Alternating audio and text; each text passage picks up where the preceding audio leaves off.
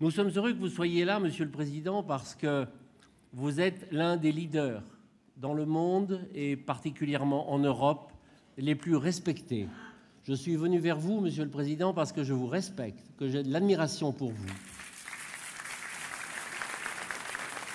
Et je ne dis pas cela comme un compliment gratuit. Je dis cela parce que, à l'époque où vous étiez en charge des responsabilités de la France, vous avez fait face à des crises extrêmement violentes qui auraient pu, notamment pour la France, se transformer en tsunami. Je pense aux questions bancaires et financières. Et grâce à vous, Monsieur le Président, les choses ont été limitées au maximum et vous avez pu donner la pleine mesure de votre sens du leadership, des responsabilités et de vos compétences. Aussi, je m'incline devant vous en vous remerciant d'être parmi nous ici à Dakhla et je donne la parole à une charmante dame qui va maintenant procéder à votre interrogatoire. Bonjour à tous. Bonjour, Monsieur le Président. Comment allez-vous? Très bien. Si je comprends bien, j'ai pris les compliments. Et maintenant, il ne reste plus que les critiques. Alors, on m'a fait quelques petites confidences sur vous. Et si vous regardez un petit peu sur la table qui est entre nous, on m'a dit que nous avions un point en commun. Ce sont quelques petites douceurs, parce que vous êtes un fan. Ce sont des chocolats, en fait, aux saveurs du Maroc, pour tout vous dire. Tout d'abord, bienvenue à Dakhla. Bienvenue à celle que l'on surnomme chez nous notre perle du Sud. Dans son message, le souverain qu'il vient d'adresser aux participants a rappelé à quel point Dakhla occupe une place de choix dans l'histoire du Maroc. Votre présence ici, Monsieur le Président, dans nos provinces du Sud, est un message très fort. J'aimerais vous demander tout d'abord quel est votre rapport à la terre marocaine. Bon, vous savez, c'est bien connu, mes convictions personnelles sur le Maroc, Monsieur le Premier ministre, Messieurs les ministres, mon attachement à Sa Majesté le roi, mon admiration pour la culture, l'histoire, la modernité du Maroc sont connus depuis bien longtemps. Et ce qu'est en train de réaliser le Maroc est assez unique. Si on regarde les 15 dernières années, où le monde arabo-musulman n'a pas été épargné, où la Méditerranée, même si on est sur l'Atlantique, mais enfin, le Maroc a cette double culture, où la Méditerranée était ravagée. Quels sont les pays qui peuvent se targuer, dans ces 15 dernières années, d'avoir incarné la stabilité, l'ouverture, le progrès, la modernité, avec des difficultés, avec des crises, avec des épreuves, avec sans doute des échecs. Mais qui peut prétendre égaler ce que fut au cours de ces 15 dernières années la stabilité marocaine? Quel pays? Alors justement, parce que je vais vous interrompre, vous le savez, je ne vais pas vous laisser... Mais moi, je vais terminer quand même. Oui. Juste. Allez-y. Vous savez, vous allez vous donner du mal avec moi. Je sais. Je veux dire que regardez ce qu'on a appelé les printemps arabes. Qui peut dire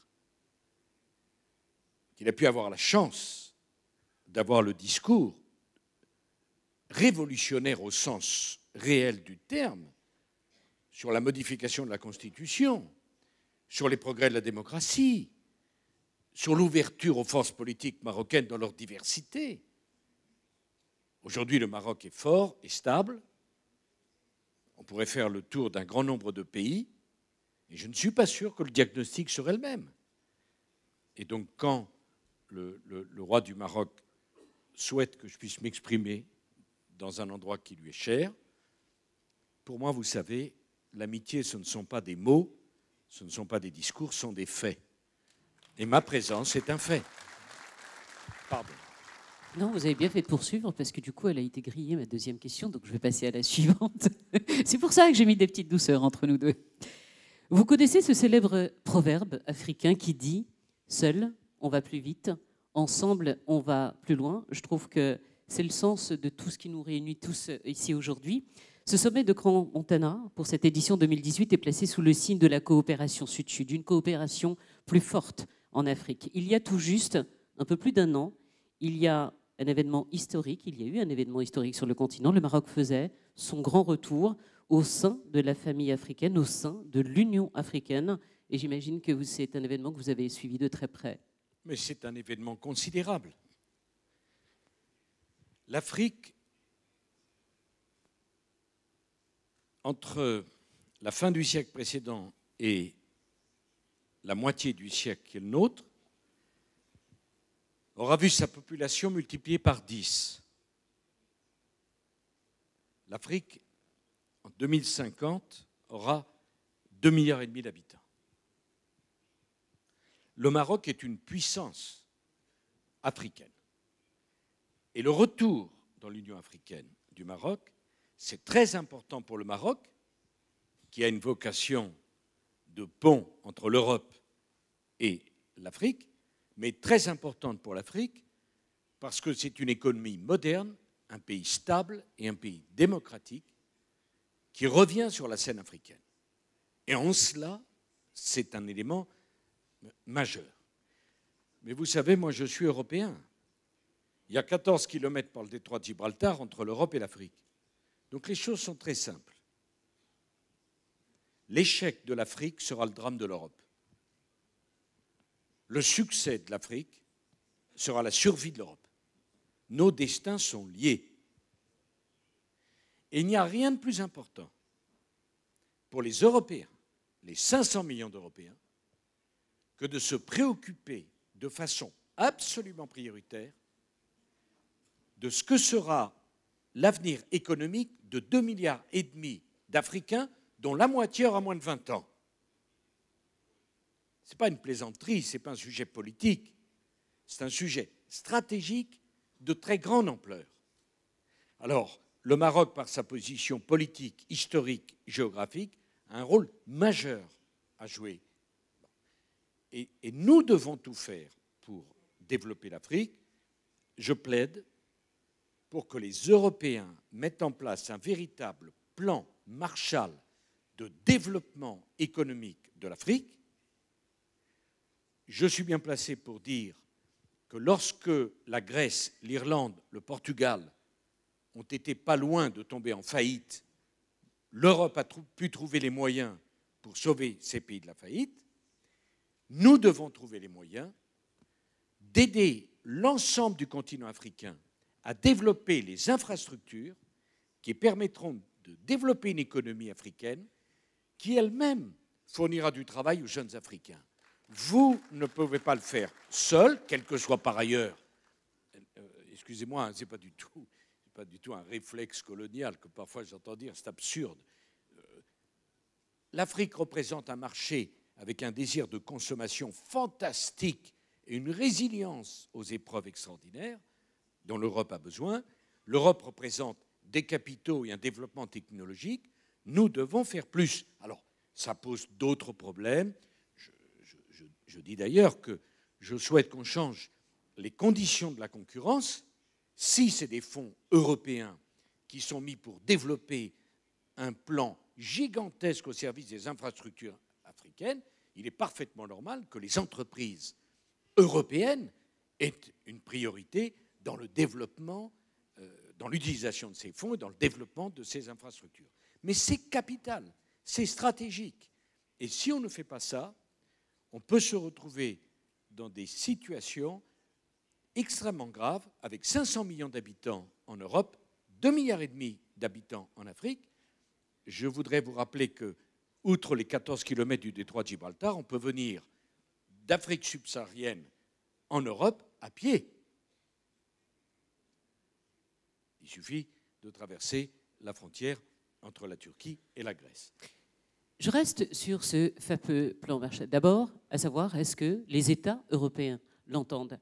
La solution, elle a été souvent reprise, de cette jeunesse africaine. Dans son discours, lors de la fête du trône en juillet dernier, Sa Majesté le roi Mohammed VI affirmait une nouvelle fois que l'avenir de l'Afrique passe par sa jeunesse. Il l'a rappelé dans le message adressé tout à l'heure à tous les participants du Grand Montana. Le souverain soulignait ceci: une occasion inespérée qui s'offre ainsi à l'Afrique de bénéficier d'une main-d'œuvre jeune, éduquée et abondante pour nourrir sa croissance économique. C'est ce que vous dites en substance dans avec ce fameux plan Marshall. Mais est-ce que les États européens l'entendent? Vous savez, malheureusement, je ne sais pas qui entend qui en Europe aujourd'hui. Il y aurait beaucoup à dire sur le sujet. J'ai essayé, et sans doute pas assez, de porter l'Union pour la Méditerranée. L'idée reste neuve, l'idée reste forte. La Méditerranée du Sud et la Méditerranée du Nord, nous devons travailler ensemble. La paix du monde se fera dans la Méditerranée. Et chaque fois que nous, les Français, nous avons tourné le dos à la Méditerranée, on a donné le sentiment de tourner le dos à notre passé. En vérité, on tournait le dos à notre avenir. Et au cœur de la Méditerranée se jouent les questions de sécurité et de lutte contre le terrorisme, où le Maroc et la France ont une communauté de vue totale. Se jouent les questions d'immigration, qui sont des questions d'une force, d'une complexité extrême, qui fait que non seulement on ne doit pas mettre ça sous le tapis, mais on doit en parler calmement, de façon responsable. Ce n'est pas un gros mot, c'est un sujet absolument majeur. Au cœur de la Méditerranée se trouve la question centrale de l'Orient et de l'Occident. On n'est pas passé loin il y a quelques années d'un affrontement qu'il convient d'éviter à tout prix, avec des pays du Sud dont un certain nombre sont en train d'être rayés de la carte. Il faudra bien un jour se dire que la solution ne passe pas que par des conflits militaires, mais qu'à un moment donné, la diplomatie, la politique et l'économie devront se retrouver pour qu'on réponde à des questions. Quelle est la pérennité, quel est l'avenir de la Syrie? Quelle est la pérennité, quel est l'avenir de l'Irak, de la Libye, d'un certain nombre de pays de cette nature, où pour moi c'est clair, le maître mot, contrairement à ce que pensait quelqu'un que j'aimais bien pourtant, monsieur le président Bush fils, la question majeure n'est pas simplement celle de la démocratie, la question majeure c'est celle de la diversité. La diversité est encore plus importante que la démocratie. La diversité, ça veut dire que des sunnites, des chiites, des druzes, des chrétiens, des juifs doivent pouvoir vivre ensemble dans une région qui n'a connu depuis des siècles que la diversité. Et on voit depuis quelques décennies une espèce de pression sur une pureté, entre guillemets, dont, reprenons le titre d'un livre, j'estime qu'elle est dangereuse. Pour rester sur ce volet, Monsieur le Président, quel est pour vous l'un des plus grands défis de ce monde aujourd'hui? Est-ce que vous parleriez du choc démographique? Non, mais pour moi, enfin, pardon. Le défi majeur. Je dis les choses comme je les pense, c'est pas pour ça que j'ai raison. Allez-y, c'est pour ça que vous êtes là un peu aussi. Pour moi, il n'y a qu'une seule question majeure. Il n'y en a qu'une. Et vous savez d'ailleurs, je me méfie quand on pose des questions de cette nature, des gens qui répondent 1, 2, 3, 4. Si vous répondez 4, c'est déjà, il n'y en a pas. Donc on fait juste un? Il n'y en a qu'un. Allez. Et je vais vous le dire. C'est lequel? C'est très simple. Nous sommes 7 milliards d'habitants sur la planète. Dans 30 ans, nous serons 9 milliards. Et à la fin du siècle, on sera 11 milliards. Donc vous m'entendez bien. À la fin de ce siècle, il y aura sur la Terre plus d'habitants que si vous additionnez tous les habitants que la Terre a connus depuis 3 millions d'années jusqu'à maintenant, où les premiers hominidés sont arrivés, jusqu'à maintenant. Jamais le monde n'a connu un tel choc démographique. Jamais. Dans 30 ans, le Nigeria aura plus d'habitants que les États-Unis d'Amérique. Voilà, c'est clair, c'est simple. Vous croyez que Paris, c'est une grande capitale? Alors vous n'avez jamais été à Lagos, 22 millions d'habitants, 20 fois Paris. Donc, c'est la question centrale. Il est urgent de poser sur la table la mise en place d'une institution internationale qui suit le problème démographique car naturellement, c'est exponentiel. Car le jour où on sera à 11 milliards, parce que ça c'est fait, personne ne peut l'empêcher, les perspectives de développement sont immenses. Et partant, cette question est centrale. Est très importante la question des dérèglements climatiques. Mais le monde a connu beaucoup de dérèglements climatiques. Des périodes de glaciation, des périodes de disparition de 80% des espèces. Le monde n'a jamais connu dans son histoire un choc démographique de cette ampleur. Et le point principal du conflit démographique, du choc démographique, se trouve au milieu de la Méditerranée, avec une pression à 2,5 milliards sur l'Afrique et 500 millions en Europe. Alors, je termine en disant une chose, c'est que dans mon esprit, il n'est pas question de dire immigration zéro, ça n'a aucun sens. Aucun. Parce qu'il y a 3 millions d'années, quelque part en Afrique de l'Est, des premiers hommes sont partis à la conquête du monde. Donc la conquête du monde, le besoin de bouger, de partir, ce n'est pas un choix politique, ce n'est pas qu'un choix économique, c'est quelque chose que nous avons dans nos gènes, nous, les êtres humains. On considère qu'à l'époque de la grotte de Lascaux, il y a 40 000 ans, il y avait 10 000 habitants sur une zone comme l'Europe. Et d'Afrique, les hommes ont conquis le monde. Donc il n'est pas question de dire que les populations doivent rester sédentarisées dans un endroit. Mais il n'est pas question de nier les équilibres et que les déplacements massifs de population peuvent poser des problèmes considérables. Rien que le conflit qui déchire la malheureuse Syrie, qui est un pays que j'aime tant, que j'ai visité tant de fois, a ramené vers l'Europe 15 millions de personnes. Donc, si on ne voit pas ça, et si on dit il ne faut pas en discuter parce que c'est gênant, alors on passe à côté d'un problème considérable, et je ne vois pas comment on peut régler un problème considérable sans en parler. Alors justement, on va rester là-dessus sur une actualité. Quand vous voyez l'actualité aujourd'hui où tout va très vite, la force des réseaux sociaux, où les chefs d'État communiquent sur Twitter ou autres d'ailleurs, où tout semble quelquefois banalisé, sommes-nous en train de vivre un véritable tournant politique, une nouvelle façon de gouverner quand on voit par exemple le président américain Donald Trump titiller son ennemi nord-coréen en parlant de celui qui a le plus grand pouce? Ça vous fait vraiment rire ou ça vous inquiète sérieusement? Non, ça, il n'y a pas de quoi rire. Et je ne suis pas persuadé qu'on peut dire des choses extrêmement intelligentes et pertinentes en 2 phrases. Donc, jamais le bruit de la communication n'a été aussi fort et jamais on s'est aussi peu écouté. Jamais on s'est autant parlé et jamais on s'est aussi peu compris. Donc, moi, je veux bien que ce soit un progrès, mais enfin, pour moi, je ne vois pas où est le progrès. Je pense que tout est mis sur le même plan, que l'immédiateté dessert la vision. Vous savez, c'est très intéressant tout ça. J'étais la semaine dernière à Abu Dhabi avec l'émir MBZ et nous parlions de ce que nous avions fait ensemble. Enfin, il l'a fait, lui. Moi, je n'ai fait que mettre la première pierre et donner les moyens.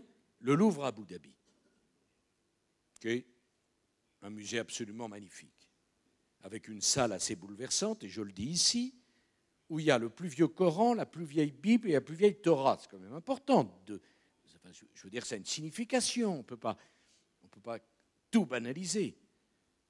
Eh bien, l'émir a voulu cet équipement. Je ne suis pas sûr que si on avait fait une commission de l'enquête publique, du dialogue public, et qu'on avait demandé l'avis de l'association des riverains, on aurait pu avoir ce musée. Bon. Donc oui à la démocratie, non à l'impuissance. Et je pense que, et c'est d'ailleurs contenu dans le magnifique discours de Sa Majesté le Roi en 2016. Hein, c'est un discours de vision. Tous les pays ont besoin d'une vision. Et tout ne peut pas se résoudre à l'actualité, à la dernière petite histoire ou à la dernière petite anecdote, je le pense. Ben, je vais en venir aux anecdotes, parce qu'on a parlé beaucoup des autres. On va parler un petit peu de vous, si vous le permettez. Juste un mot. Ça fait bien longtemps que je pense que ça serait tellement extraordinaire que dans le Maghreb et dans le Machreb, on puisse poser les bases d'un marché commun. Et vous savez, pour moi, qui aime tant votre pays et qui aime tant cette région, savoir que depuis 25 ans, la frontière est fermée entre l'Algérie et le Maroc, ça doit être un sujet considérable. Je connais les efforts de mes amis marocains. Mais on est tous trop petits pour s'en sortir tout seuls. On doit travailler ensemble. C'est vous qui m'avez cité ce proverbe africain qui doit exister aussi en Europe ou en Asie ou en Amérique latine. Il est repris partout, bien évidemment. Voilà. On est plus fort en travaillant ensemble. Et je pense que la vision pour le Maghreb, c'est un jour, le plus tôt possible, un véritable marché commun qui permettra de faciliter l'échange des biens, des personnes, des travailleurs, des étudiants, comme nous l'avons fait en Europe. On est trop faible pour rester seul et isolé. Mais l'Union du Maghreb arabe est une coquille vide aujourd'hui, vous le savez très bien. Ben, c'est pour ça que j'en parle. Ok, on peut parler de vous maintenant. Alors, vous avez voyagé aux quatre coins du monde, Monsieur le Président. Vous avez côtoyé les grands de ce monde. Quelle est la personnalité, est-ce que vous pouvez partager avec nous, quelle est la personnalité qui vous a le plus marqué? Je sais que c'est une question difficile, mais est-ce qu'il y a une personnalité qui vous a marqué en particulier? Non, mais vous savez, c'est comme lorsqu'on vous dit, sur une île déserte, quel est le livre que vous emporterez? Oui, aussi. Non, ça n'a pas de sens, parce que moi, ce que j'emporterai, c'est la bibliothèque. Parce que si vous n'emportez qu'un livre, c'est que vous n'aimez pas les livres, vous aimez ce livre. Et dans ma vie, j'ai eu la chance de rencontrer beaucoup de gens. Mais il y a des tas de gens qui m'ont impressionné, que j'admire. Mais c'était aussi fonction des circonstances, des moments. Moi, j'ai été très marqué, bien sûr, par Mandela, que j'ai eu l'occasion de voir, avec qui j'ai pu discuter. Mais dans un tout autre style, j'ai également été heureux de travailler avec Angela Merkel. Vous ne pouvez pas imaginer deux personnalités plus différentes qu'elle et moi. Et pourtant, on nous appelait Merkozy. Et c'est une femme qui a conduit son pays avec... Elle vient de l'Est. Moi, en fait, je suis très méditerranéen. Et vous voyez, la politique présente énormément d'inconvénients, c'est très dur, parfois des déceptions, quelquefois des épreuves. Mais on y rencontre aussi des gens exceptionnels. J'ai eu la chance qu'en plein printemps arabe, le roi a décidé de changer la Constitution, de changer les règles du jeu. Et Monsieur le Premier ministre, de désigner comme Premier ministre le leader, l'animateur du premier parti sorti. J'ai eu la chance qu'il m'en parle. Écoutez, à ce moment-là, il fallait une vision, un courage. Ce n'était pas le quotidien. C'était quelque chose de bouleversant. On ne voyait pas du tout ça ailleurs. Ça n'existait pas. Donc, si ma vie politique était à recommencer, je la recommencerai parce que je pense que la richesse de la vie politique, c'est tous ces gens différents que l'on voit. Je ne peux pas le ramener à un seul, mais tous ces moments intenses que l'on vit, où on a l'impression de croiser l'histoire et qui apporte à chacun d'entre nous une pierre à l'édifice de sa formation. J'ai vu comment le président Ouattara, en Côte d'Ivoire a résisté à toutes les épreuves pour devenir un président démocratique, malgré les menaces de mort, malgré les difficultés. J'ai vu ça. Mais je pourrais vous dire, puisqu'on est ici, j'étais il y a peu de temps au Rwanda, quand même un pays ravagé par une guerre, enfin un génocide extravagant de violence. Il y a quoi? Il y a 25 ans. Ben aujourd'hui, vous avez à Kigali, la capitale la plus connectée sans doute d'Afrique. J'ai vu la Russie, qui est sans doute l'un des pays les plus humiliés du XXe siècle, qui a perdu 40% de ce qu'il croyait être son territoire. Je ne dis pas que ça l'était. Finalement, sans qu'un coup de feu n'ait été tiré. Ça n'a pas dû être simple de gérer tout ça. La Chine, qui est... On peut critiquer ses dirigeants, c'est une chose, mais enfin, quelqu'un qui viendrait directement de 50 ans en arrière à aujourd'hui, ce qu'ils ont fait est assez stupéfiant. Quel est le seul pays qui a pu dire non aux GAFA? Par exemple, Amazon. Non seulement ils ont dit Amazon, vous ne venez pas ici, mais en plus, ils ont fait un concurrent. Et ça marche. Je ne dis pas que c'est un modèle dont il faut s'inspirer, mais voyez-vous, madame, les motifs d'admiration pour des destins assez extraordinaires dans le monde d'aujourd'hui sont assez nombreux. Dans la même lignée, cette fois-ci, pas sur une personnalité, mais parce que je sais en fait que vous avez, on s'en doute en tout cas, que vous avez des millions d'anecdotes durant votre mandat de président de la République française. Est-ce qu'il y a un événement qui vous a marqué au fer rouge, que vous n'oublierez pas?